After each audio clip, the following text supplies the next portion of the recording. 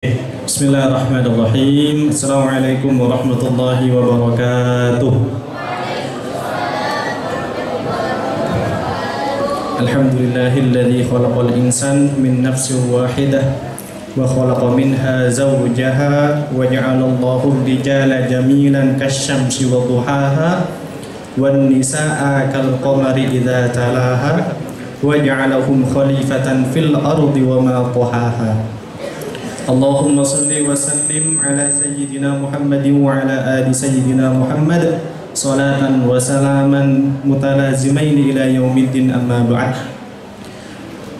Yang saya hormati Kepala Kantor Kemenak Kota Malang Kiai Haji Ahmad Samton Al-Magistir, yang saya hormati Kepala Man 1 Kota Malang Dr. Haji Sutirjo MPD, dan juga yang saya hormati Mudirul Ma'had Darul Hikmah Ustadz Syarifuddin Al-Hajj Al-Magistir, dan juga yang saya taklimi guru saya dulu Kiai Haji Muhammad Hashim MA, dulu seketika di Ma'had Sunan Ampel Al-Ali. Beliau sempat ngajar saya di kajian musyrif-musyrifah dulu namanya, ingat.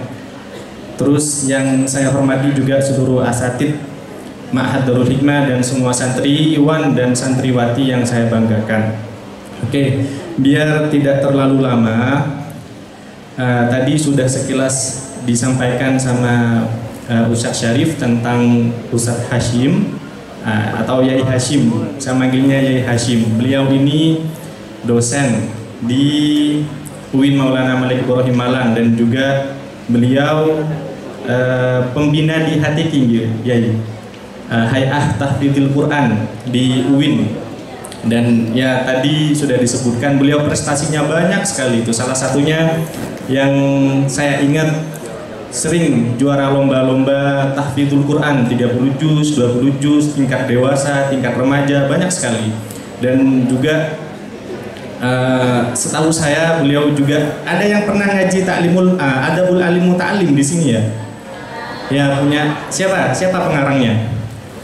Yai Hashim Asy'ari. Beliau ini keluarga dari Yai Hashim Asy'ari. Jadi langsung tabarukan ke keturunannya nanti ya, yang pernah ngaji Adabul Alim wal Muta'alim. Jadi beruntung kita kedatangan beliau pada malam hari ini. Oke, biar tidak terlalu lama, mungkin saya langsung berikan ke Yai Hashim Muhammad Hashim. Monggo Yai, waktu dan tempat kami persilahkan.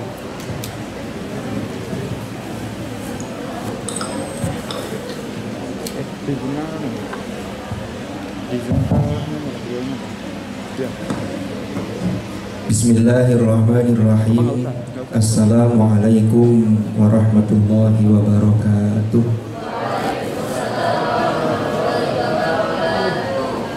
Alhamdulillahirabbil alamin. Wa bihi nasta'in ala umuri dunya waddin. Wassalatu wassalamu ala asyrafil anbiya'i wal mursalin sayyidina Muhammadin wa ala alihi wa sahbihi ajma'in. Amma ba'd. Yang terhormat Kepala Kantor Kemenak Kota Malang Kiai Haji Ahmad Samton SHI MAG, yang terhormat Kepala Man 1 Kota Malang Dr. Haji Sutirjo MPD beserta jajaran pimpinan, para wakil kepala, yang terhormat para asatid dan ustadzat di lingkungan Man 1 Kota Malang, yang terhormat Mudir Ma'had Darul Hikmah Man 1 Kota Malang Ustadz Kiai Haji, ini sudah Kiai ini seharusnya ini, Kiai Haji Syarifuddin MPD MA Tisol, yang saya hormati para murabbi dan murabbiyah di Ma'had Darul Hikmah Man 1 Kota Malang, yang saya banggakan para pengurus Osmada, dan tak lupa para anak-anak sekalian santri Ma'had Darul Hikmah Man 1 Kota Malang yang saya banggakan dan saya cintai. Alhamdulillahirabbil alamin. Puji syukur kita haturkan kehadirat Allah, di mana pada malam hari ini atas perkenan dan izinnya kita bisa bermuwajahah, kita bisa bertemu di majelis yang insya Allah penuh barokah ini, yaitu di Masjid Ma'had Darul Hikmah yang kita cintai ini. Shalawat dan salam semoga tetap terlimpah curahkan kepada junjungan kita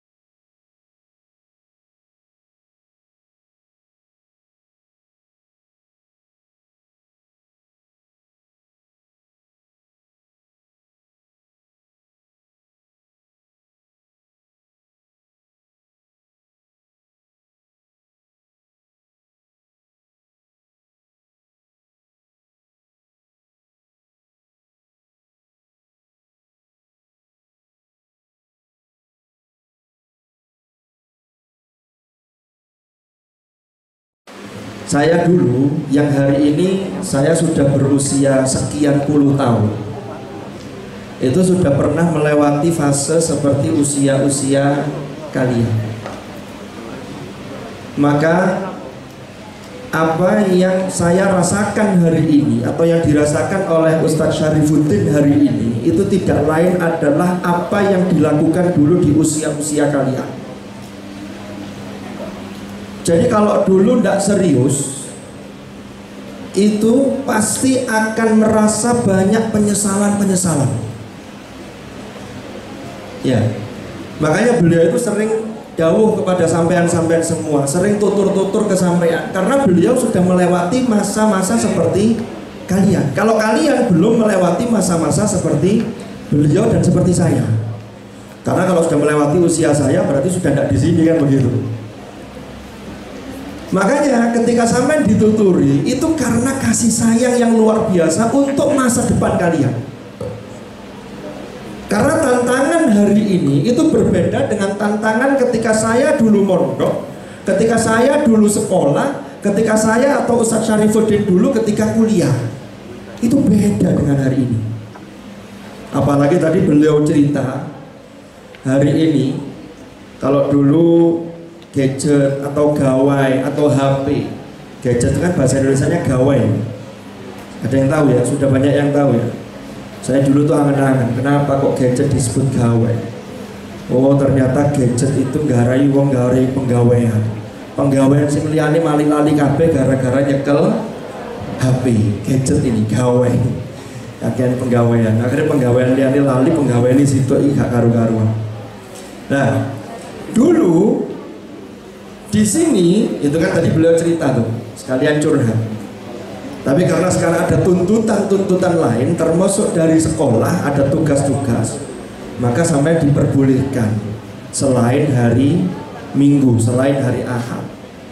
Tapi masalahnya saya tidak tahu ada apa enggak, ternyata masih banyak yang memanfaatkan gawai itu tidak hanya sekedar untuk melaksanakan atau mengerjakan tugas, tapi kadang masih nyambi-nyambi yang lain.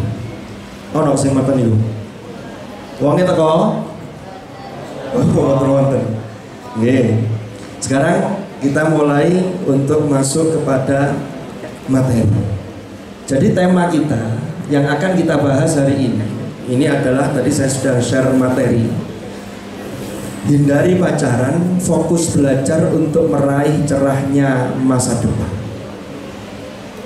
Nah, ini pertama saya ingin mengajak kalian untuk merenung sekaligus mentadabburi ayat Al-Quran.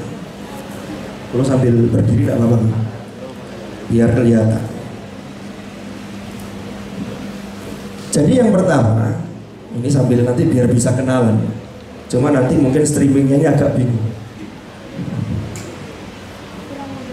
Ini kan usia-usia kalian ini usia-usia yang disebut fase remaja. Ini peralihan dari asalnya fase anak-anak menuju fase dewasa, itu mesti melewati yang namanya fase remaja. Masa ini itu sebenarnya tidak lama, tetapi justru yang tidak lama inilah yang menentukan bagaimana sampean 10 sampai 20 tahun yang akan datang.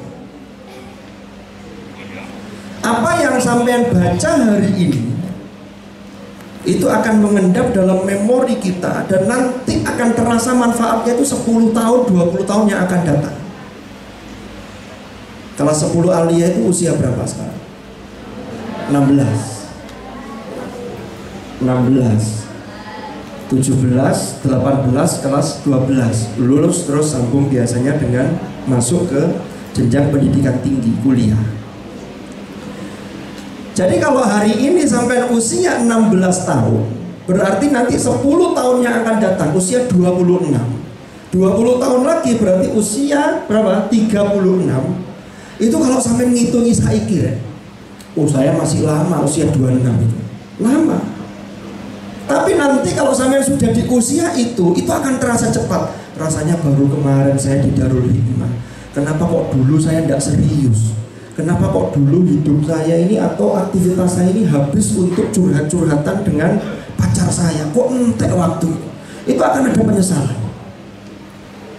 Sampai kalau tidak percaya, nanti buktikan 10 atau 20 tahun yang akan datang. Tapi mudah-mudahan sampai tidak membuktikan itu, tapi yang sampai buktikan adalah kesuksesan kalian. Imam Syafi'i itu pernah pesan begini. Kata beliau begini, tafaqqah qabla an tar'as, idza ra'asta fala sabila ila tafaqquh. Apa itu? Tafaqqah qabla an tar'as, perdalamlah ilmu. Ya, termasuk ilmu agama, karena ini menjadi pondasi. Sampai bersyukur dan beruntung berada di ma'had, karena di ma'had ini sampai diberikan ilmu-ilmu yang sifatnya fardhu ain, ya. Sekaligus nanti di madrasah, di sekolah formal sampai mendapatkan ilmu-ilmu yang fardhu kifayah. Ya. Di sini sampai jamaah wajib, ngaji Quran wajib, ngaji tentang fikih wajib. Ini termasuk hal-hal yang fardhu ain. Maka Imam Syafi'i itu pesannya qabla an tar'as. Jadi kita itu diperintah untuk mendalami ilmu itu sebelum kalian memimpin, atau sebelum kalian menjadi pemimpin, atau sebelum menjadi sampai ditokohkan oleh masyarakat. Sampai nanti 10 tahun yang akan datang, 20 tahun yang akan datang, itu bisa jadi ditokohkan oleh masyarakat. Tapi kemudian kalau sudah kadung dianggap sebagai orang yang bisa, tapi faktanya banyak yang tidak bisa, ini menjadi beban. Padahal ketika usia itu sangat sulit untuk mencari waktu untuk seperti hari ini yang sampai alami di ma'had ini. Imam Al-Haddad, beda lagi pesan beliau. Kata beliau begini, idza balaghal fata 20 aman wa a'jazahul fakharu fala fakhar. Nek ono arek usia 20-an tahun, kalian kan belum 20-an tahun nih. Kalau 20-an tahun ya 20, 21 ya sampai 29 lah. Belum masuk kepala 3. Kok anak ini tidak punya satu hal yang ia banggakan atau yang menjadi distingsi dibanding yang lain? Maka setelah usia itu sulit untuk dicari apa kelebihan saya dibanding teman-teman yang lain. Ya bisa, tapi lebih sulit. Makanya mumpung kalian di usia-usia ini, upgrade-lah diri kalian sebaik-baiknya. Makanya di sini saya sebutkan, remaja atau generasi muda itu dihadapkan pada pilihan. Satu sisi, usia-usia kalian itu kan usia ketika sampai ini memasuki masa-masa akil balik, masa-masa balik. Ya, mulai. Di situ ada dorongan yang luar biasa, terutama dorongan terhadap lawan jenis.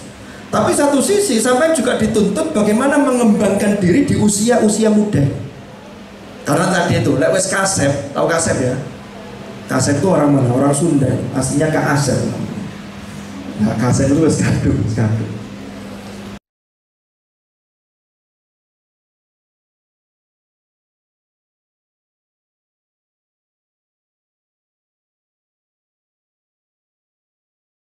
cerita. Saya itu kenal dengan kakak-kakak tingkat kalian di UI Malang. Alhamdulillah prestasinya membanggakan dan tidak ada yang aneh-aneh. Tadi disebutkan tadi, termasuk ini Mas Dimas yang tadi saya ajak berangkat ke sini, ini kan baru lulus kemarin, sekarang semester 1. Kemarin di Mabena, ini tak ceritakan ada orangnya ini, tapi tidak usah maju ya, tetap di situ aja. Ini Mas Dimas ini kemarin menjadi mahasantri teladan di Mabena. Jadi satu Mabena itu di Al-Farabi, yang kebetulan saya diamanai sebagai pengasuh di Al-Farabi itu ada 200 sekian mahasantri dari berbagai latar belakang pendidikan. Ada yang dari pesantren, ada yang tidak. Mas Dimas ini alhamdulillah ini bisa menjaga tradisi baik yang selama di Ma'had Darul Hikmah ini. Nanti saya berharap juga kalian begitu, adik-adik kelasnya. Ya. Tapi nanti masih lama ini prosesnya, karena nanti ada semester 3 dan seterusnya. Jadi ini proses ini, semuanya proses. Kenapa kok masa muda itu harus diperhatikan? Nah, saya ajak untuk tadabbur sekarang. Kalian tahu surah Al-Kahfi? Al-Kahfi itu kan dibaca setiap malam Jumat. Rasulullah bersabda, "Man qara'a surat Al-Kahfi fi yaumil jumu'ah atau lailatal jumu'ah," apa lanjutannya? "Adha'a lahu nuran bainahu wa bainal baitil atiq," atau di matan yang lain tuh Allahu lahu nuran bainal jum'atain, di antara 2 Jumat itu. Ya. Di surat Al-Kahfi itu yang diceritakan pertama itu adalah Ashabul Kahfi. Saya nggak akan cerita Ashabul Kahfi terlalu detail. Nanti silakan dibaca sendiri penafsirannya. Tapi saya ingin berangkat dari ayat ke-13 ketika Allah berfirman menyatakan bahwa A'udzu billahi minasy syaithanir rajim. Nahnu naqussu 'alaika naba'ahum bil haqq. Innahum fityatun amanu bi rabbihim wa zidnahum huda. Yang terjemahannya adalah kami ceritakan kepadamu wahai Muhammad kisah mereka dengan sebenarnya. Sesungguhnya mereka adalah pemuda-pemuda yang beriman kepada Tuhan mereka, yaitu Allah. Kami tambahkan petunjuk kepada mereka. Sampai fokus pada yang saya blok biru ini. Yang pertama, fityah. Fityah itu jamak dari fatan, jamaknya fityatun.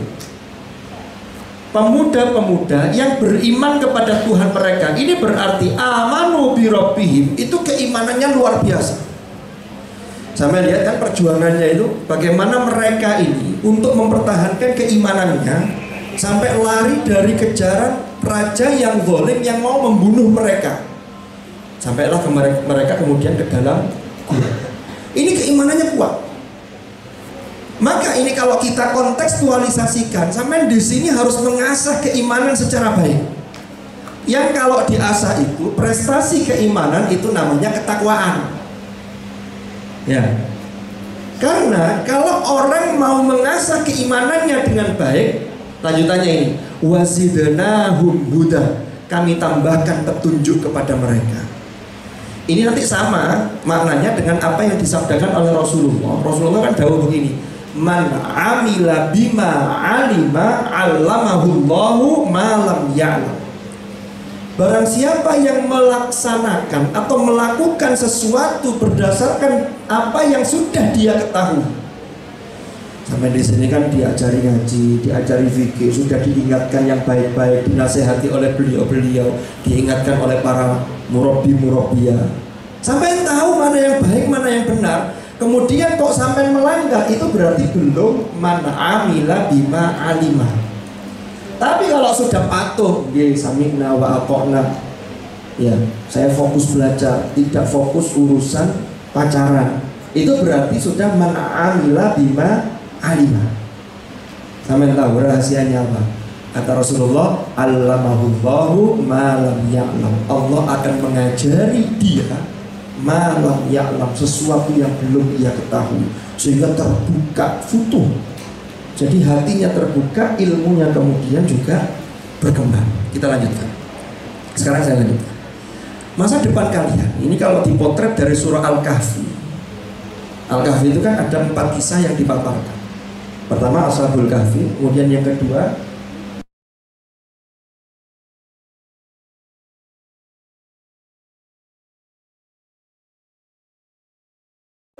Tapi yang satunya mengingatkan, tidak lupa kepada sang pemberi nikmat.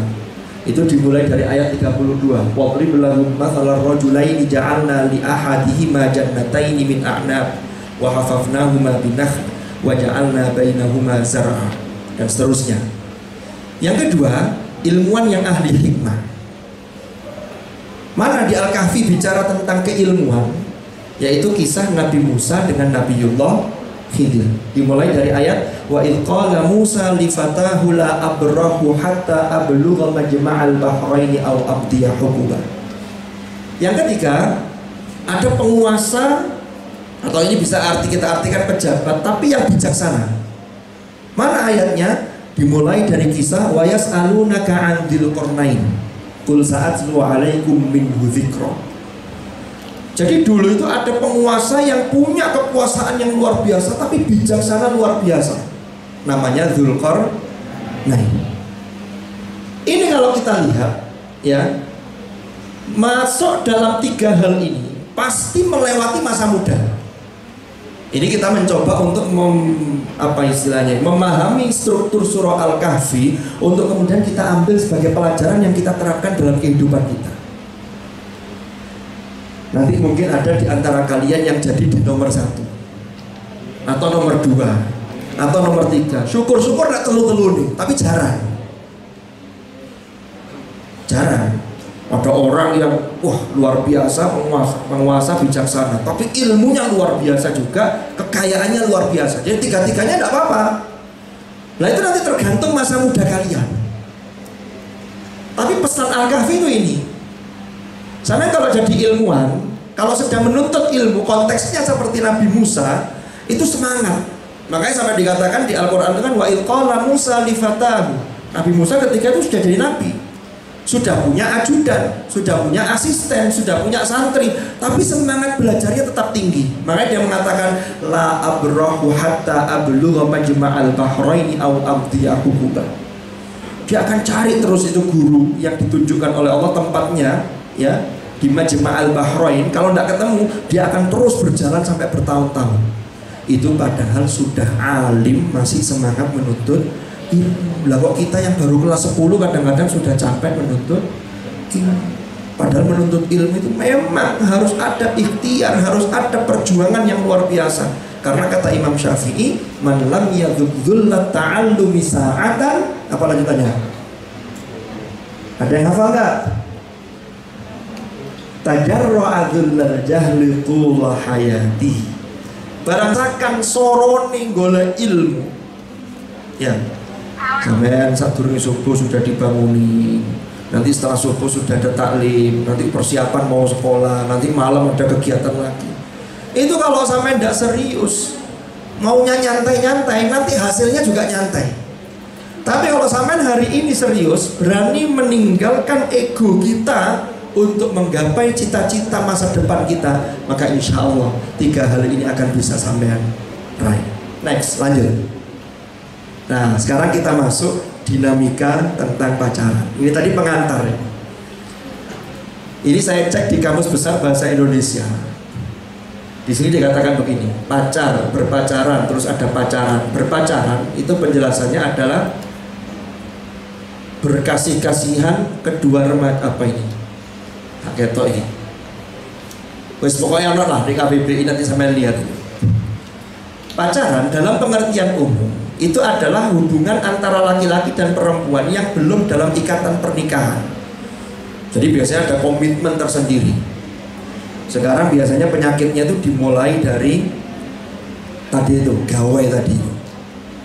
Jadi sekarang itu bisa jadi setan itu menjelma dalam bentuk yang tipis itu. Mulai ada yang tiba-tiba DM, di IG atau DM di TikTok, ya. Dari DM itu kemudian berlanjut. Ada yang punya pengalaman ini? Mudah-mudahan tidak.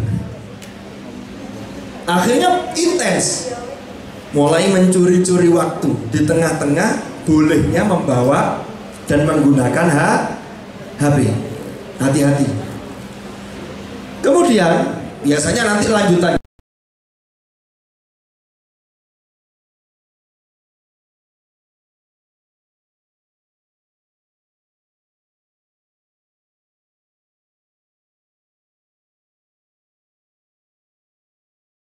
yang jauh ke depan.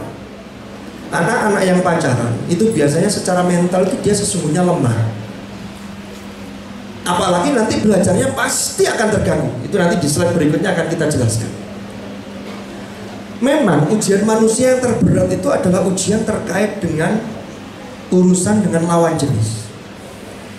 Zaman sekarang malah lebih parah lagi. Tidak hanya lawan jenis, sekarang wah, sejenis itu sudah banyak juga. Itu juga harus hati-hati itu. Jadi sejenis juga tidak boleh, lawan jenis juga tidak boleh kalau belum halal. Tapi kalau sejenis selamanya tidak bisa halal. Ya, jangan sampai salah paham. Coba. Sekarang kita coba renungkan surah Yusuf dan Maryam. Dulu itu, bahkan sampai sekarang ya, tradisi di masyarakat kita itu kalau ada orang yang membancai atau nyelameti janin yang ada dalam kandungan usia 120 hari, 4 bulan, itu biasanya dibacakan surat apa? Yusuf dan Maryam. Itu kalau orang-orang di kampung-kampung itu kalau ditanya, "Nopo kok diwacakno surat Yusuf dan Maryam?" Itu jawabannya kan begini. Lek lahir lanang cek ganteng koyok Nabi Yusuf, nek wedok cek ayu koyok Maryam. Itu jawaban orang-orang masyarakat kita seperti itu, ya monggo. Tetapi kita sebagai orang-orang yang ada di akademik, termasuk sampean-sampean ini, santri-santri Ma'hadarul Hikmah, harus memaknai lebih. Ayu dan ganteng itu jangan hanya dimaknai ayu ganteng fisik tok. Saya sampean delok arek di masyarakat, orang-orang di masyarakat itu ono arek ayu atau ganteng, tapi akhlaknya rusak, dia tidak dianggap oleh masyarakat. Mesti masyarakat bilangnya begini, arek itu saja nih ganteng, tapi kok koyo ngono kelakuan. Nauzubillah. Tapi ono arek sing mohon maaf secara fisik biasa-biasa, karena urusan fisik kita tidak bisa milih. Ini sudah pemberian, kan begitu. Tapi akhlaknya top, attitude-nya baik, apa yang terjadi di masyarakat? Itu sampai akan ganteng dan ayu dengan sendirinya. Masyarakat akan menganggap kehadiran kalian karena attitude dan akhlak itu dibangun dari ilmu yang sampai pelajari hari ini, nanti dipraktekkan. Itulah yang kata Rasulullah tadi, man amila bima alima allamahullahu ma lam ya'lam. Nah, sekarang kita lihat. Ternyata surat Yusuf dan surat Maryam itu dua-duanya itu ada kisah godaan dari lawan jenis. Sampai lihat surat Yusuf atau surat Maryam dulu. Maryam itu kan keponakannya Nabi Zakaria, yang kemudian oleh Nabi Zakaria diangkat sebagai anak. Ya, ini sebelum Nabi Zakaria punya putra namanya Nabi Yahya. Maryam ini putrinya Hannah. Hannah ini istri dari Imran. Yang itu dalam Al-Quran ada surah namanya surah Ali Imran. Itu keluarga Imran. Imran itu bapaknya Maryam. Nanti Maryam punya anak namanya Isa. Yang Isa itu khusus, ya, qudratullah, khusus kelahirannya tidak melalui sunnatullah. Kita lanjutkan ke Maryam dulu. Maryam itu karena ibunya dulu ketika mengandung itu sudah nazar, ya. Jadi yang di perutku ini saya nazarkan untuk saya persembahkan kepadamu ya Allah, untuk berkhidmah di Baitul Maqdis. Zaman itu yang berkhidmah di Baitul Maqdis memang tidak ada perempuan, tapi begitu lahir kok perempuan, karena sudah kadung janji, sudah kadung nazar, akhirnya tetap dipersembahkan. Akhirnya di bawah pengawasan Nabi Zakaria, Maryam itu diberi satu ruang khusus yang itu steril, tidak ada yang bisa masuk ke situ. Nah, Zakaria itu sebagai pakliknya, pamannya, itu datang ke situ nyambangi sambil ngecek ada makanan enggak. Tapi setiap Nabi Zakaria masuk ke ruangan Maryam, Nabi Zakaria kaget. Buah-buahan itu selalu lengkap walaupun tidak musimnya. Sampai di Al-Quran diabadikan begini, tanya Nabi Zakaria, qala ya Maryam anna laki hadha. Iki teko endi?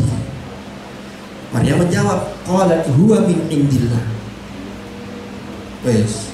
Sampai kemudian Maryam di dalam kamar yang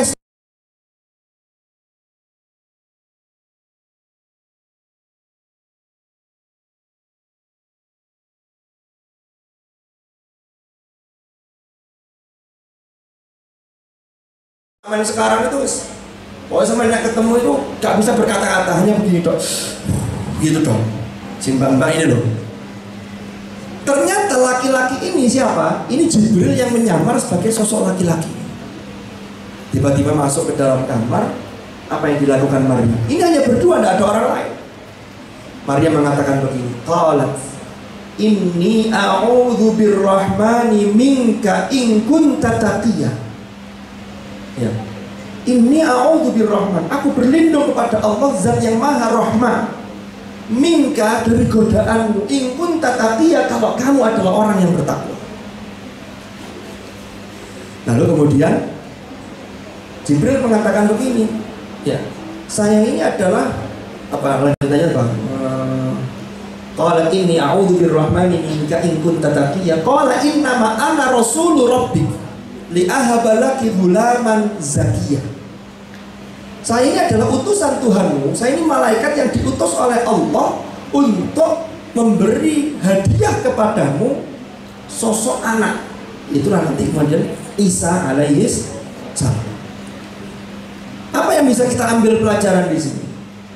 Maryam itu digoda atau didatengin cowok sekeren itu tidak terpengaruh.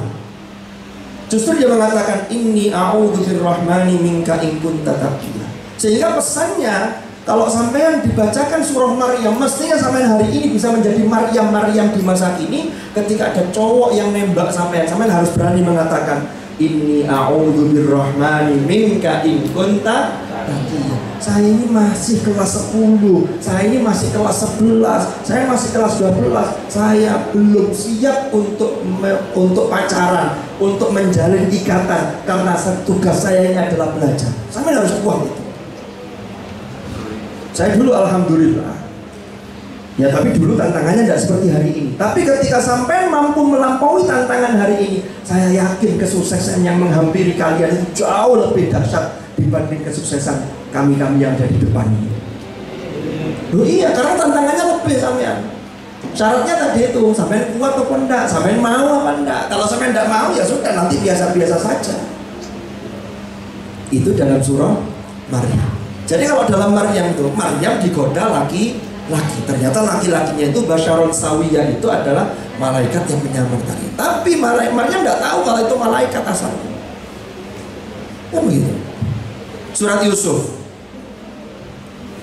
Allah berfirman, وَرَاوَدَتْهُ الَّتِي هُوَ فِي بَيْتِهَا عَنْ نَفْسِهِ وَغَلَّقَتِ الْأَبْوَابَ وَقَالَتْ هَيْتَ لَكَ قَالَ مَعَاذَ اللَّهِ إِنَّهُ رَبِّي أَحْسَنَ مَثْوَايَ إِنَّهُ لَا يُفْلِحُ الظَّالِمُونَ وَلَقَدْ هَمَّتْ بِهِ وَهَمَّ بِهَا لَوْلَا أَن رَّأَىٰ بُرْهَانَ رَبِّهِ كَذَٰلِكَ لِنَصْرِفَ عَنْهُ السُّوءَ وَالْفَحْشَاءَ إِنَّهُ مِنْ عِبَادِنَا الْمُخْلَصِينَ.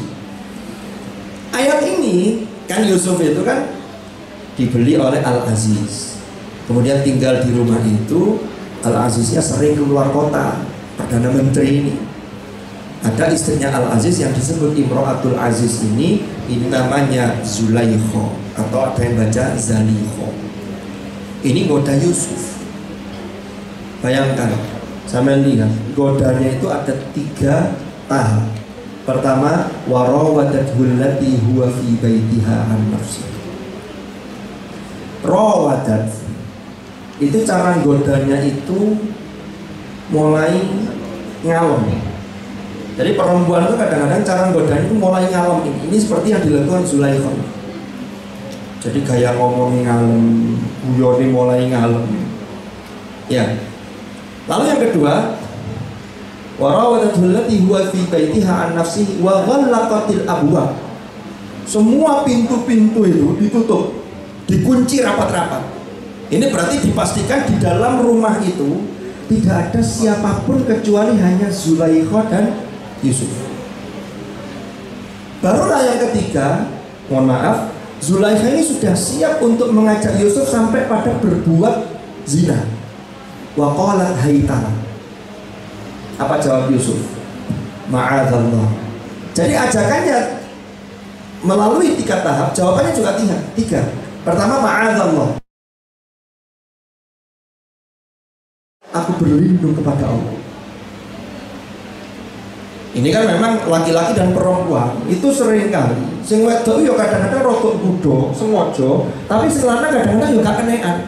Tapi kalau sudah jadian biasanya itu mesti nanti yang manas-manasi dulu itu sing lanang. Hati-hati. Itu polanya begitu. Nanti kita lihat di slide berikutnya. Ya. Qala ma'adzallah. Terus kedua apa kata Yusuf? Innahu rabbi ahsana mathwaya. Sesungguhnya dia Al-Aziz itu adalah sudah memperlakukan aku dengan sebaik-baiknya. Berarti Yusuf itu tidak ingin mengkhianati Al-Aziz ya dengan berbuat serong dengan istrinya. Yusuf menjaga betul itu. Yang terakhir apa? Innahu la yuflihul zalimun. Itu jawaban terhadap hai talab tadi. Jadi orang itu kalau sudah sampai melakukan zina, naudzubillah, maka berdasarkan ayat ini, innahu la yuflihul zalimun, selamanya dia tidak beruntung, dia tidak bahagia. Jadi kalau ada orang menikah karena terpaksa, karena terjadi kehamilan di luar nikah, ketoknya masih yang guyu-guyu, tapi sesungguhnya batinnya itu rapuh dan kebahagiaan itu tidak bisa hadir dalam kehidupan. Nauzubillah. Makanya kita harus jaga betul. Ini harus kita renungkan surat Yusuf dan surat Maryam. Next, lanjut. Makanya yang pertama yang saya tulis, pasti ada hal-hal negatif yang harus kita waspadai. Kan sampean itu koyo-koyo pacaran itu kan nanti tenang, ada teman curhat, nanti tenang, ada yang memberi pertimbangan. Itu kadang-kadang itu senangnya itu hanya beberapa saat. Nanti waktunya habis.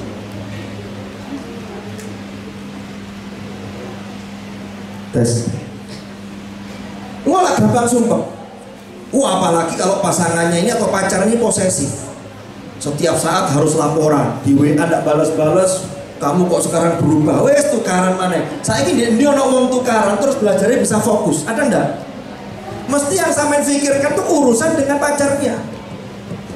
Maka ini hati-hati. Maka bagi yang belum pacaran, pertahankanlah prinsip kalian, idealisme kalian pertahankan. Sampai nanti ketika kalian sudah betul-betul siap untuk membangun rumah tangga, sekarang yang diperbanyak itu ilmu bagaimana nanti menjadi pasangan yang baik ketika sudah menikah. Kalau perempuan berarti bagaimana menjadi istri yang baik. Kalau yang laki-laki bagaimana menjadi suami yang baik. Saiki kurek, sekarang tuh banyak orang yang kurang ilmu, yang disiapkan hanya acaranya gede-gedean, tapi setelah itu komunikasi tidak jalan. Sehingga apa yang terjadi? Sampai lihat angka perceraian di Indonesia itu cukup tinggi. Karena itu tadi ilmunya yang kurang dan koyok-koyok itu lagi pacaran dia, semuanya tuh bisa beres dengan cinta. Padahal hidup itu tidak bisa. Cinta itu belum bisa untuk hanya modal cinta saja. Terus sampai sudah berharap saya akan bahagia karena sudah bertemu dengan orang yang saya cintai. Lu kok diisi? Paham? Nah, jadi pasti ini akan mengganggu fokus belajar kalian. Sampai yang mestinya produktif itu nanti bisa tidak produktif. Kenapa? Karena terganggu tadi itu. Ya, DM masuk, WA masuk, bales. Nanti mestinya buat belajar sampai sibuk untuk nyekrol nyari apa sih update story-nya, WA story-nya update-nya apa, terus komen. Gak mari-mari. Terus yang kedua, yang perlu diwaspadai, orang pacaran itu pasti ada potensi mendekatkan pada kemaksiatan. Sampai saya kasih tahu ya, mbak-mbak dan mas-mas ini. Antara laki-laki dan perempuan itu ada konsep atau cara pandang yang berbeda. Biasanya yang terjadi, ini biasanya ya, mudah-mudahan di sini tidak terjadi dan tidak akan pernah terjadi. Laki-laki itu lebih pada visual dan sentuhan. Contoh, saya kasih contoh begini. Kamu tadi, ono arek pacaran. Kan sudah membangun komitmen, kayaknya kan ngono. Wah, kita sudah berkomitmen. Tapi banyak loh yang pacarannya itu ternyata lebih lama dibanding ikatan pernikahannya. Pacaran semua begitu sudah nikah resmi nggak sesuai bubar. Kenapa? Ya karena ini kan salah dalam memahami bagaimana mengikat rasa cinta di antara lawan jenis. Saya ambil contoh begini ya.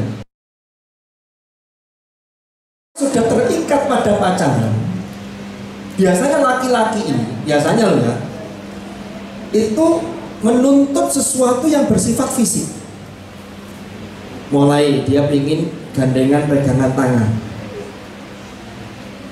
Nanti kalau yang laki-laki itu kalau pegangan tangan, itu biasanya yang perempuan awalnya tidak mau, tapi kemudian mau. Tapi ketika sama-sama berpegang tangan, umpamanya nyebrang jalan atau sambil jalan-jalan, sampai lihat kalau malam minggu begini tuh banyak di sekitar Jalan Ijen, itu kan banyak. Alhamdulillah. Sampai harus bisa menjaga diri dan bagaimana kita ini peduli pada diri kita. Karena kalau bukan sama yang sendiri yang peduli untuk masa depan kalian, terus sopo gitu. Paham? Gandengan tangan bagi perempuan itu seringkali dimaknai begini. Oh, ini cowok saya ini kok melindungi banget ya. Saya itu digandeng, dia tidak jatuh, saya dilindungi. Itu kurikulum kamus dalam perempuan. Tapi bagi laki-laki, mohon maaf ya mas-mas ya, saya harus buka rahasia laki-laki di forum ini. Laki-laki itu tidak ada kamus itu. Bagi laki-laki kamusnya cuma satu, nafsu. Jadi lewat gandengan tangan, itu nanti dia akan berpikir begini, hari ini saya sudah bisa menggandeng tangan pacar saya, besok apalagi yang harus saya pegang. Itu kamusnya laki-laki. Makanya saya sering cerita, saya tuh tahu betapa brengseknya laki-laki itu cara berpikirnya. Makanya saya nyari pasangan itu perempuan, saya nggak milih laki-laki. Laki-laki begitu. Loh, makanya kesini hati-hati ya. Ini kalau belum menikah. Makanya kalau belum menikah, gandengan tangan bersentuhan itu dosa. Tapi kalau sudah menikah, justru gandengan tangan sentuhan itulah yang menyebabkan rahmat Allah turun. Tapi sama jangan berpikir, oh berarti saya kelas 2 alia tak menikah saja ya. Belum, persiapannya masih belum. Secara psikologis Anda belum siap. Tapi kan ujian Anda ya di sini. Bisa dipahami? Jadi itu loh bedanya. Makanya Allah sudah peringatkan dalam surah Al-Isra, surah ke-17 ayat 32. Wala taqrabuz zina innahu kana fahisha. Yang dilarang itu qurbuz zina. Orang pacaran tuh mesti mengarah ke sana. Kenapa? Karena zina itu ada pusaran yang sangat kuat yang mendorong tadi itu. Hati-hati mbak-mbak ya. Laki-laki itu biasanya jalur enak dia. Nanti kalau sudah terjadi sampai naudzubillah terjadi perbuatan zina, itu betapa banyak laki-laki yang kemudian tidak mau bertanggung jawab, tidak mau mengakui, justru malah diperintahkan ceweknya atau pacarnya itu untuk aborsi. Sudahlah, gugurkan saja kehamilan kamu. Mesti endingnya begitu. Lalu kalau nanti laki-laki ini tidak tanggung jawab, nanti bagi pihak perempuan yang terjadi apa? Dia akan merasa, ya dia tidak pede, buat apa sih saya hidup ini? Saya sudah rusak. Pilihannya dua. Dia akan tertutup atau dia akan merusak dirinya karena sekalian sebab bahwa masih sangat rusak. Itulah yang terjadi di Indonesia, banyak begitu, baik di kalangan sekolah tingkat atas atau di kalangan pendidikan tinggi. Ini PR kita. Ini fenomenanya ibarat gunung es. Jadi katanya di luar itu cilik, tapi di bawah ini banyak kasus-kasus begini. Makanya sampean harus bisa menjaga diri kalian. Saya sering menyampaikan, kalau laki-laki itu tugas utama dan tantangannya adalah menahan diri. Kalau yang mbak-mbak, yang perempuan harus bisa menjaga diri. Iya. Orang itu kalau sudah tidak mau ngurus dirinya, dia pokoknya saya pengen pacaran begini, terserah saya, hidup saya. Terus masa depan kalian mau dikemanakan? Terus sampai lewat mari pacaran, kalau sudah menikah, lek saiki, terus kok kata jadi opo? Karena hidup itu tidak akan bisa menjadi bahagia hanya bermodalkan cinta. Harus banyak perangkat-perangkat yang lain. Apalagi cinta, pemanaan cinta bagi seusia-usia kalian dengan usia-usia seperti kami itu sudah berbeda. Ada persepsi yang berbeda. Yang ketiga, hati-hati. Ini merusak nama baik dan reputasi. Jadi orang itu kalau sudah kadung diiling logaten, sudah kadung pacaran, waduh, itu nanti teman sampai yang dulu teman akrab sampai itu sudah mulai sampai tinggalkan, sampai sudah mulai jauh, karena sampai fokus. Bahkan kadang-kadang tuh ada yang posesif banget tuh, nggak boleh kamu berteman sama ini, nggak boleh sama ini, nggak boleh sama ini. Semua harus laporan, semua harus tanya. Ada Cik Alia kelas 1 kelas 2 terus nyeluke mama papa. Iku opo-opo wae. Ono sing manggil tuh Uma, ono sing manggil Umi Abi, iki opo-opo wae.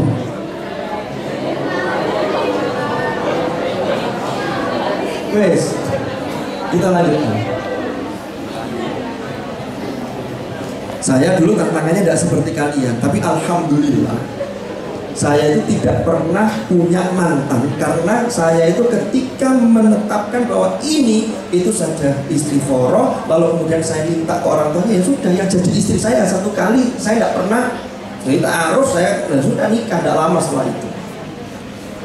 Apakah saya tidak laku? Tidak, wong saya waktu kuliah itu ada yang nembak saya, juga ada kok yang menyatakan ke saya, tapi saya nyatakan begini, mohon maaf, saya masih fokus belajar, saya tidak pacaran. Dan alhamdulillah itu sampai ketika saya menjelang lulus, sehingga ketika setelah lulus saya minta ke orang tuanya, dan setelah itu saya menikah di usia 25 tahun lebih sedikit. Jadi ini yang perlu kita waspadai tadi. Kembali ke lanjutannya, next. Sekarang yang perlu kita hadirkan kesadaran dalam diri kita ini sebagai preventifnya. Ya rek, ingat-ingat, Saman harus meyakinkan dalam diri kalian bahwa pendidikan itu adalah investasi jangka panjang. Berarti kalau ini sudah Saman hadirkan kesadaran ini, maka yakin Saman tidak sibuk untuk pacaran. Kenapa? Karena pendidikan menjadi prioritas. Inilah yang sabda Rasulullah, man salaka thariqan yaltamisu fihi ilman sahalallahu lahu thariqan ilal jannah. Jadi Allah akan mudahkan jalan menuju surga, termasuk menuju kebaikan-kebaikannya. Ustaz, SDM di Indonesia, ya, termasuk bagaimana Indonesia ini akan menjadi negara yang maju, akan menjadi bangsa yang bermartabat, itu harus dibangun melalui pendidikan yang baik. Sekarang itu banyak orang belajar, tapi hanya kulitnya. Kenapa? Karena disibukkan pada tadi itu, termasuk urusan pacaran. Sehingga belajar itu hanya urusan formal, kulit tok, pokoknya lulus, nilainya mencapai KKM. Tapi ketika ditanya, tidak tahu apa yang mau diamalkan ketika dia tidak memahami terhadap satu ilmu. Makanya kalian bersyukur berada di Ma'had Darul Hikmah. Tinggal bagaimana kalian menjaga keistiqomahan agar betul-betul tidak terpengaruh oleh hal-hal yang negatif. Ini yang paling penting. Next, lanjut. Yang kedua, mengisi waktu dengan hal yang positif. Saya yakin di Ma'had ini hal-hal yang positif itu banyak sekali untuk mengembangkan potensi kita, mengembangkan minat dan bakat kita, mengembangkan bagaimana kecerdasan intelektual kita, bagaimana kecerdasan emosional kita, bagaimana kecerdasan spiritual kita. Itu harus seimbang semuanya. Dan itu adanya di masa muda. Soalnya yang tua, kata Imam Syafi'i tadi, masih ingat? Apa tadi? Tafaqqa loh qabla an tar'as idza ra'asta fala sabila ila tafaqquh.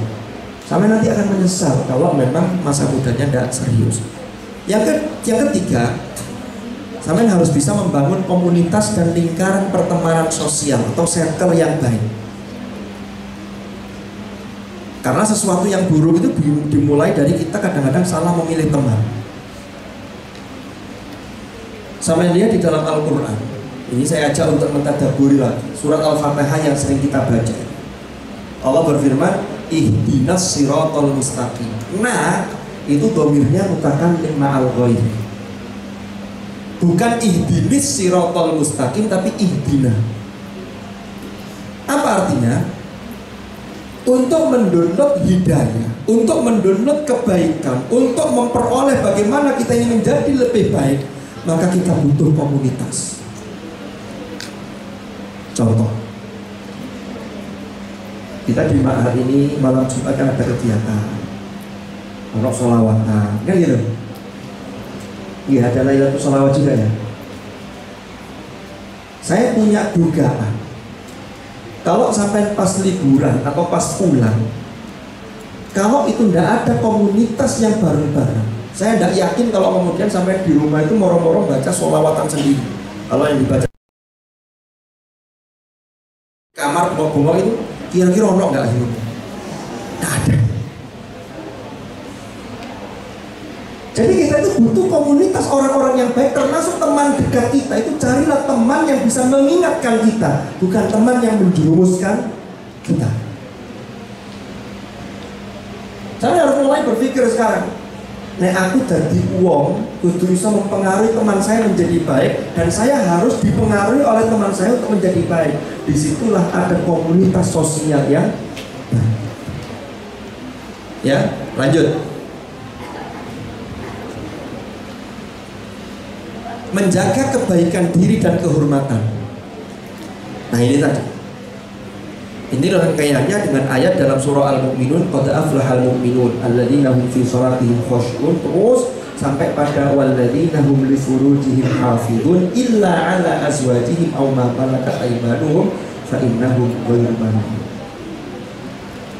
Nanti kalau terkait dengan ini, itu bisa sampai lihat juga dalam surah An-Nur ayat 30 dan 31.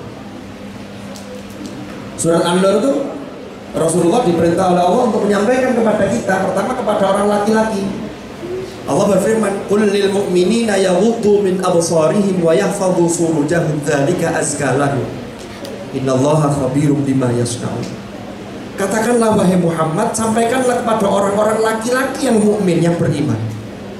Apa perintahnya? Pertama, yaghuddu min absarihim, yaitu untuk menjaga sebagian pandangannya.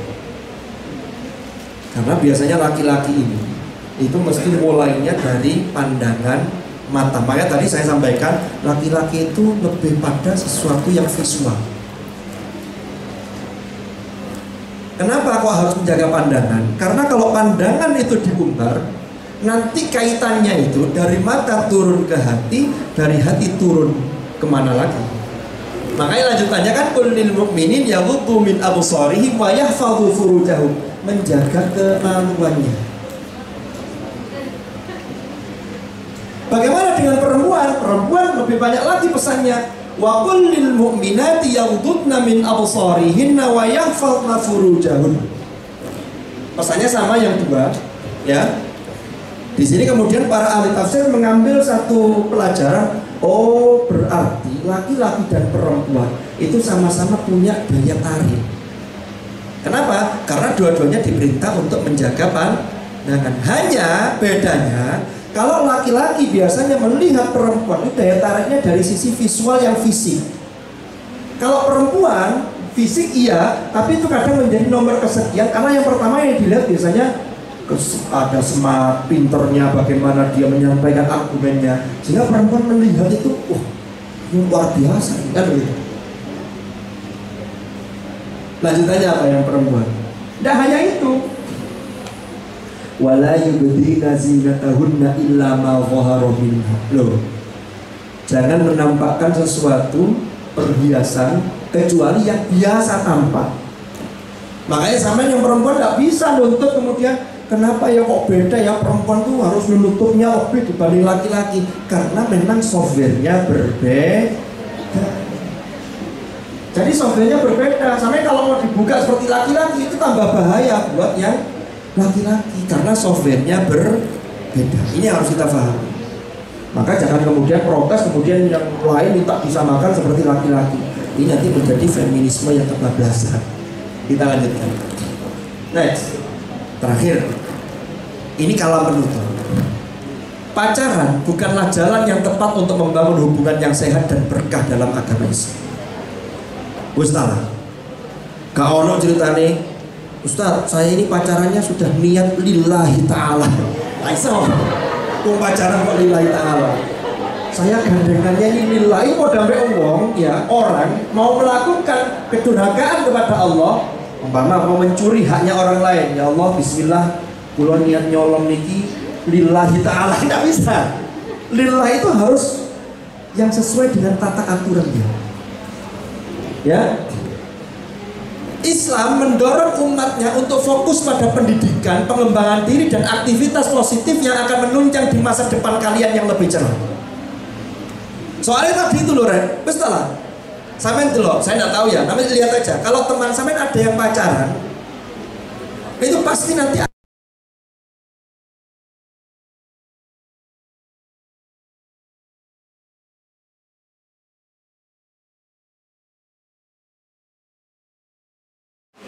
Juga beliau mengatakan begini, kalau kalian pacaran, melihat sosok orang yang sekarang kalian kagumi, mama cewek melihat cowok, gini pointer ini. Tapi karena dia sibuk pacaran, dia nanti 10 tahun yang akan datang, kesuksesannya akan dibalap oleh yang tidak pacaran hari ini. Kenapa? Karena hari ini dia mengejar lebih yang dilakukan. Sama kita ini. Iya.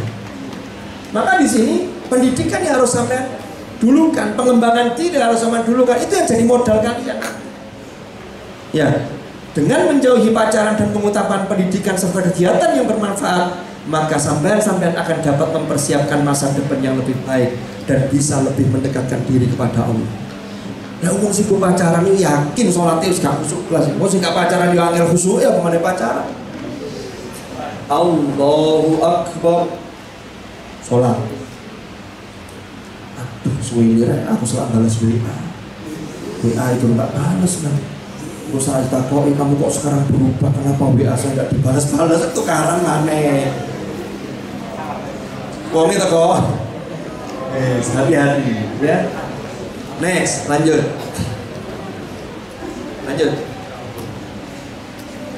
Menjaga diri dan fokus pada hal-hal yang positif akan menghasilkan pribadi yang lebih matang dan terhormat dan berdaya saing di masa yang akan datang. Lebih baik sibukkan diri kalian dengan membaca.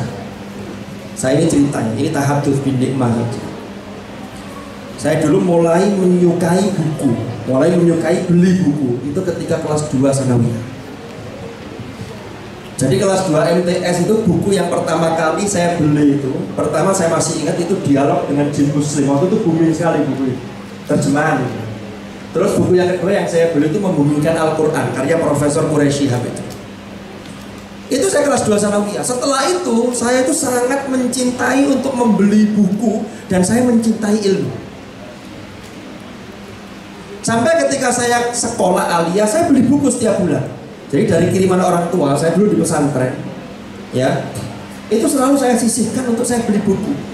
Jadi kalau pas keluar hari Jumat begitu, toko buku, ya masih buku tipis-tipis, itu buku yang di luar buku wajib untuk sekolah. Begitu saya kuliah, buku wajib saya beli, saya fotokopi karena di bahasa sastra Arab ketika itu buku-buku cetak masih belum banyak, yang banyak itu kopiah, fotokopian. Saya ke toko emas, ya. Terus ada toko buku dulu di Daus, nama Pustaka Barokah. Saya beli buku-buku itu. 1 bulan tidak kurang dari 5 buku. Dan saya baca walaupun tidak hatam semua, apapun jenisnya.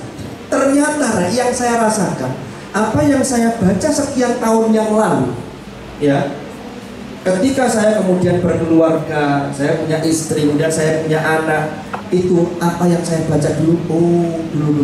Sehingga masa depan tidak bisa dipersiapkan secara mendadak, secara instan. Itu harus Anda persiapkan sejak dini. Termasuk urusan jodoh, sampai jangan mendahulukan yang urusan horizontal, tapi dahulukan yang vertikal.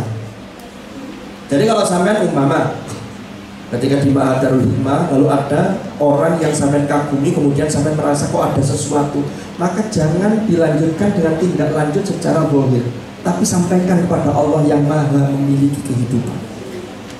Ya Allah, kamu itu, kalau dia memang jodohku ya Allah, maka pertemukanlah aku nanti ketika sudah saatnya yang tepat dalam pandanganmu ya Allah, sehingga ketika aku belajar di Ma'at ini tidak terganggu sedikit pun belajarku, karena saya sekarang sedang menuntut ilmu. Ya Allah, kalau memang dia bukan takdir sebagai jodohku, maka takdirkanlah dia sebagai jodohku ya Allah. Mau gitu, begitu mau termasuk itu. Tapi yang jelas doa, minta. Sampai kalau sholat malam, tahajud, sisipkan doa-doa itu. Kenapa? Karena urusan jodoh itu menentukan kehidupan sampean sampai akhirat. Orang urusan jodoh itu tidak hanya untuk urusan dunia, tapi nanti akhirat. Karena nanti di situ menghasilkan ada hikmah, muncul anak-anak kita, dianugerahi anak. Itu kalau tidak pas jodoh kita, nanti generasi juga tidak pas berikutnya, ini akan berbahaya untuk akhirat kita. Makanya kita berdoa jodoh itu untuk yang terbaik dunia dan akhirat. Dan urusan jodoh itu bukan diusahakan ketika kelas 10 aliyah kemudian secara zahir, ini saya harus jodohnya ini. Bukan itu. Itu kalau yang terjadi begitu, umpama naik kelas 2 kemudian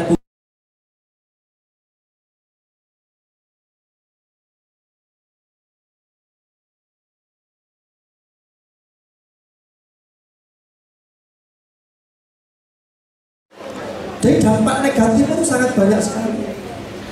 Makanya harus kalian tanamkan dalam diri kalian. Ya. Next, terakhir. Nah ini, tidak pacaran bukan berarti tidak laku. Jadi quote ini. Jadi sampai jangan kemudian kalau melihat temannya pacaran, aku kok kalau sing nembak ya, kok kalau sing seneng mbek aku, terus sampai merasa tidak laku. Bukan. Tetapi justru itulah cara Allah menjaga kehormatan kita. Dan yakinlah bahwa Allah sudah menyiapkan jodoh terbaik yang akan hadir pada saat yang tepat nanti. Ini yang harus tertanam pada diri kita, bahwa nanti pasti. Sampai ini jangan mengejar sesuatu yang menjadi impian sampean, tapi sekarang fokuslah untuk memantaskan diri kita untuk jodoh yang kita harapkan. Kan tidak ada orang yang ingin punya jodoh biasa-biasa kan, pengennya kan begini, speknya begini. Maka sekarang jangan fokus ke itu, tapi fokus untuk meningkatkan spek kita, agar kita, ketika Allah menetapkan saya dengan spek yang saya sampaikan, maka sudah pantaskah saya ataukah belum? Itu yang menjadi harus kita tanamkan dalam kesadaran kita masing-masing. Next. Terima kasih. Wallahu a'lam bishawab. Mungkin ada tanya jawab. Dari saya cukup sekian. Assalamualaikum warahmatullahi wabarakatuh. Waalaikumsalam warahmatullahi wabarakatuh. Terima kasih Yai Hashim atas wejangannya, materinya, dan semuanya. Semoga membawa perubahan yang maksimal buat saya pribadi, buat teman-teman juga yang ada di sini. Oke, biar gak lama-lama, mungkin ada yang mau bertanya, silakan angkat tangan sekarang. Saya berikan kesempatan, mungkin satu laki-laki, satu perempuan.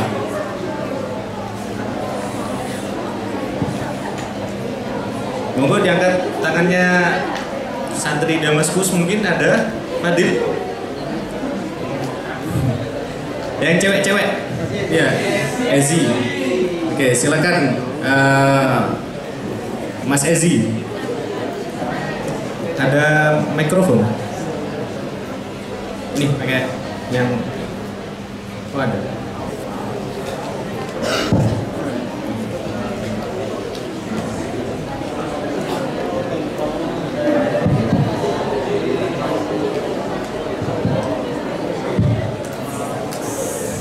Baik, bismillahirrahmanirrahim. Assalamualaikum warahmatullahi wabarakatuh. Waalaikumsalam warahmatullahi wabarakatuh. Terima kasih kesempatannya, saya Daniel sudah membuka pertanyaan. Dan saya Ustadz izin bertanya. Misal saya kadang menyukai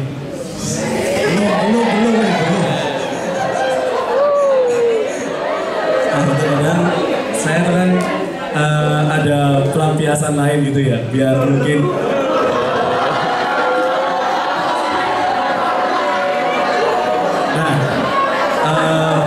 ada pelampiasan lain ya Ustaz. Kalau bikin kata-kata jangan ambigu ya, yang sih. Soalnya pikirannya anak putra tahu kemana arahnya. Nah, ya udah biar gak ambigu. Saya tuh suka sama klub sepak bola.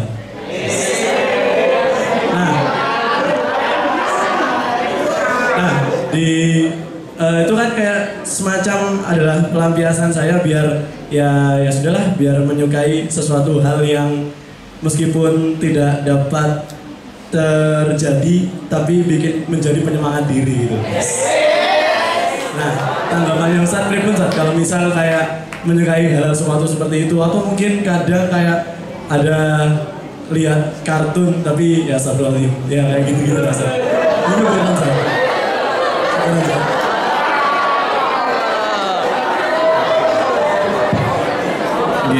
Mungkin Yai Hashim bisa langsung menjawab. Setelah beliau menjawab, nanti mungkin ada yang anak putri mau bertanya, saya buka lagi.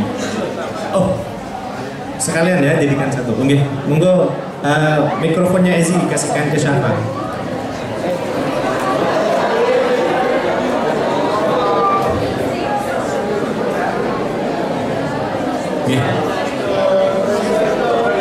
Assalamualaikum warahmatullahi wabarakatuh.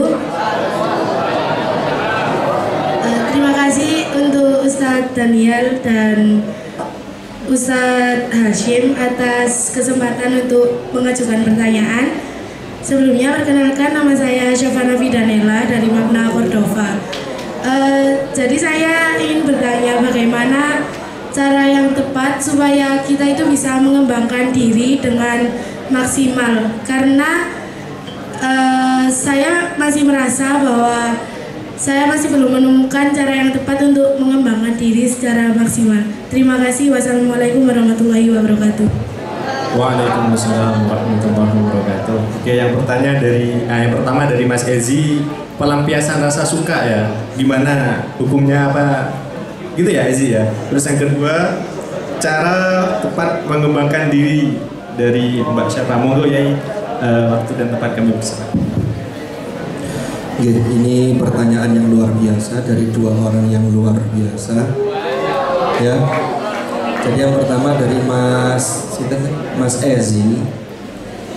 Jadi memang secara naluri, secara fitrah, memang dorongan-dorongan itu pasti ada terhadap lawan jenis.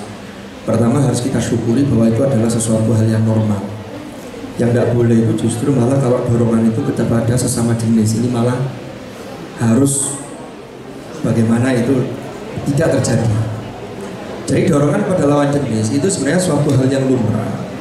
Hanya memang ketika itu belum saatnya, maka harus ada manajemen diri kita untuk bagaimana kita ini menyelimurkan apa ya? Kalau bahasanya Mas Ezi tadi mungkin melampiaskan ke hal-hal yang lain untuk biar kita tidak fokus ke situ. Jadi begini, memang yang tadi tempat termasuk ada dalam slide tadi, kita ini dalam mengarahkan kecenderungan terhadap lawan jenis itu harus kita isi dengan hal-hal yang positif yang itu bisa melupakan hal tersebut. Walaupun ketika ketemu ingat lagi, tapi tetap yang tidak boleh itu. Kalau urusan hati itu kan memang kita di luar kendali kita. Ya, yang tidak boleh itu ketika itu sampai pada teknis, ya sampai pada ikatan yang nanti kalau ikatan itu diteruskan itu nanti akan merambah ke arah yang lebih buruk lagi. Maka di Islam itu ada preventif, ada pencegahan. Makanya larangannya wala taqrabuz zina innahu kana fahisha. Nah, boleh sampai mengarahkan ke hal-hal yang lain, tapi ingat jangan sampai mengarahkan itu kemudian sampai pada terjerumus yang dilarang lagi. Ya. Itu bisa kita ambil umpama dalam surah Iqra, Al-Alaq itu. Al-Alaq, surah Iqra itu kan maknanya bacalah, tapi kalau kita lihat makna asal Iqra itu dari qara'a, itu dhamma yadhum, itu mengumpulkan. Maka qara'a itu tidak hanya membaca teks, tapi mengumpulkan apapun, termasuk mengumpulkan informasi. Sampai membaca sesuatu dengan menonton, itu termasuk Iqra. Maka nyelimur boleh dengan Iqra, tapi syaratnya harus bismi rabbika. Kan Iqra di situ tidak disebutkan maf'ulnya. Objeknya tidak disebutkan, maka kita boleh Iqra apapun, tapi syaratnya bismi rabbika. Bismi rabbika itu apa? Berarti yang Iqra itu bisa mengantarkan kita ingat kepada Allah. Bukan nyelimur tadi ya, dari lawan jenis diselimurkan lalu lihatnya film kartun, tapi kartunnya kartun Jepang. Nah ini yang bahaya. Iya. Itu berarti Iqra-nya tidak bismi rabbika. Tapi memang caranya begitu. Jadi caranya itu, tumpahkanlah rasa Anda itu kepada zat yang memiliki segala-galanya, yaitu Allah, sambil dalam tataran yang zahir, sampai harus menyelimurkan pada hal-hal yang positif. Bisa untuk hal-hal yang mubah, yang tidak dilarang, seperti nonton bola, atau syukur-syukur kepada hal-hal yang memang diperintahkan, yang bisa memberikan sesuatu yang positif untuk masa depan kita. Sampai baca buku. Orang tuh kalau sudah sibuk baca buku, insya Allah nggak sempat ngelamun yang aneh-aneh. Kenapa kok sampai sempat mikir yang begitu-begitu atau terhadap lawan jenis? Itu karena kadang-kadang sering gelambiang, sering ngelamun. Dulu ngelamun ini, dulu update delok status. Boleh, TikTok kan juga boleh, tetapi harus dalam koridor bismi rabbika. Ini yang jadi catatan. Lebih baik sampai baca buku. Nanti baca buku itu tinggal nanti grade-nya. Pertama buku yang ringan-ringan dulu. Kalau yang suka baca komik ya komik dulu, tapi jangan komik terus. Tingkatkan yang lebih serius tentang pemikiran.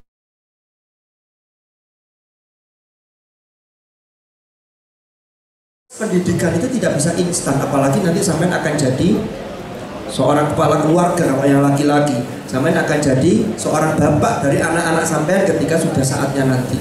Karena kalau sampean menunda untuk mengupgrade ilmu hari ini, itu berkembang cepat, dan nanti di saat sampean sudah dewasa ya, itu nanti kalau sampean sudah punya modal hari ini, nanti tinggal pengembangannya seperti apa, itu lebih enak.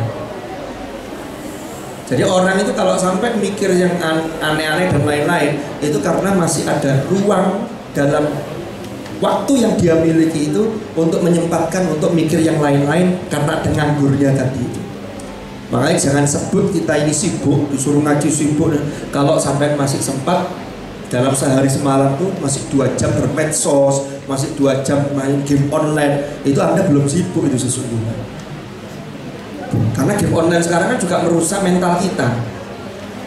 Ya, ada itu yang sampai mahasiswa itu saya lihat itu jamaah di masjid, hadir jamaah, tapi begitu imamnya salam, assalamualaikum warahmatullah, assalamualaikum warahmatullah, yang dikeluarkan HP-nya langsung main Mobile Legends, main FF, itu ada gitu. Ini lewat kadung kecanduan begini, angel kalau ndak sampean mau merubah dari diri sampean sendiri. Dan itu sampai dewasa. Wes lah, sekarang siapa yang mau peduli pada diri kita kalau bukan diri sampean sendiri? Itu saja kata kuncinya. Apa kita mau menggadaikan masa depan kita dengan hanya keasikan sesaat, padahal nanti sampean akan mengalami kerugian, mengalami penyesalan ketika sampai di usia-usia di atas 30 tahun. Ijazah yang didapatkan dari S1 boleh jadi sama, tapi kan kapasitas keilmuannya berbeda, skill yang dimiliki berbeda. Itulah yang harus kita gali. Makanya yang kedua tadi pertanyaannya, bagaimana cara menemukan bakat, cara mengembangkan minat bakat saya ini di apa. Inilah kelemahan di bangsa kita mayoritas begini. Bahkan nanti sampai ketika mau kuliah itu bingung nyari jurusan apa, sehingga akhirnya banyak yang kemudian melok konconi, kamu milih apa? Yus aku melok-melok, begitu masuk dia bingung, waduh dudu iki sentak karo nol. Itu banyak terjadi. Bagaimana caranya? Jadi di usia-usia kalian seperti di Ma'had Darul Hikmah ini, kegiatan-kegiatan yang bisa untuk mengasah skill, ada soft skill, ada keahlian apa, itu kan banyak.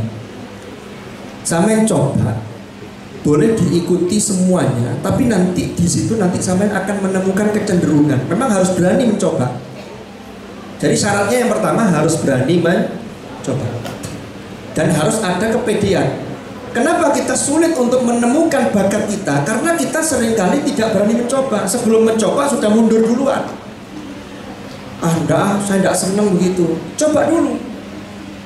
Ya, siapa tahu nanti setelah nyemplung ini nanti sampai bisa memilih. Oh, ternyata saya lebih passion saya di sini. Passion saya di sini. Nah, orang yang belum menemukan passionnya itu karena boleh jadi dia tidak berani mencoba. Kenapa nggak berani mencoba? Karena takut mengambil resiko. Padahal nanti kehidupan itu pasti ada ambil resiko sampean. Apapun yang sampean putuskan pasti ada resiko. Baik resiko itu jangka pendek atau jangka panjang, baik resiko itu besar ataupun kecil. Pasti setiap dibalik keputusan itu pasti ada resiko yang harus kita ambil. Makanya untuk kebaikan maka sampean harus berani ambil resiko. Ya. Bagaimana keorganisasian, itu kan kadang kita diasah tapi tidak terasa. Sampai aktif di Osmada, ya. Terus bagaimana memanage satu organisasi, termasuk ketika ada acara, harus jadi moderator. Ini seperti Ustaz Ganian tidak langsung instan. Ini dulu prosesnya ya ketika di pesantren dulu, lalu masuk di Ma'had, masuk di UIN. Ini kan proses. Jadi begitu itu. Yang kadang-kadang nanti baru tiba saatnya baru kita ketahui, oh ternyata saya itu di sini. Cuma dulu belum bisa mendeteksi. Yang penting harus berani mencoba. Itu saja. Ya. Oke. Yang lain? Mungkin satu lagi ya terakhir. Silakan angkat tangannya. Ya untuk yang Mas Ezi sama Mbak Syafa sudah ya, udah terjawab. Alhamdulillah. Monggo yang lain satu lagi yang mau bertanya. Sudah gak ada tak ini? Sampun ya kalau gak ada. Itu santri lama mau bertanya mungkin itu. Mas Dimas, insya Allah Mas Dimas ini. Saya ucapkan terima kasih buat yang bertanya barusan, Mas Ezi dan Mbak Syafa dan oh niki, alhamdulillah dapat buku yang bertanya barusan. Langsung ini Mungkin panjenengan yang sekarang difoto sama. Monggo maju. Khutbah singkat syarat makna cocok ini buat Ustaz Khairuddin yang penjajal khutbah keliling ini. Oh, jualan agama setiap Jumat jauh. Monggo aja. Enggak, iya, maju aja.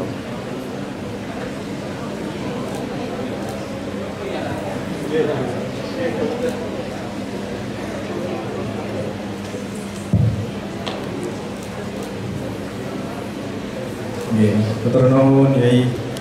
Oke, terima kasih atas pemaparan materinya dari Yai Hashim dan semoga apa yang beliau sampaikan itu bisa menjadi manfaat barokah buat kita semuanya. Oke, terakhir sebelum saya tutup itu saya pernah baca ya perkataannya Imam Syafi'i kalau nggak salah seperti ini. Salah satu tiga hal tazidu fil aqli yang dapat menambahkan kecerdasan. Ini berkaitan dengan kalian. Yang pertama itu majalisatul ulama, berkumpul dengan para orang alim. Terus yang kedua majalisatus sholihin, berkumpul dengan orang-orang solih. Yang ketiga tarkul kalam fima la ya'ni, yaitu meninggalkan perkataan yang tidak ada gunanya. Jadi kalian itu kalau punya perkataan jangan tuangkan ke perempuan, yang cowok-cowok, yang perempuan juga jaga dirinya, karena letak di bawah seorang perempuan menurut saya itu bukan pada tampangnya tapi pada isi otaknya. Maka jagalah di bawah itu sampai kalian nanti sudah nikah ya. Oke, terima kasih atas waktunya. Mungkin ditutup kali doa dari panjenengan.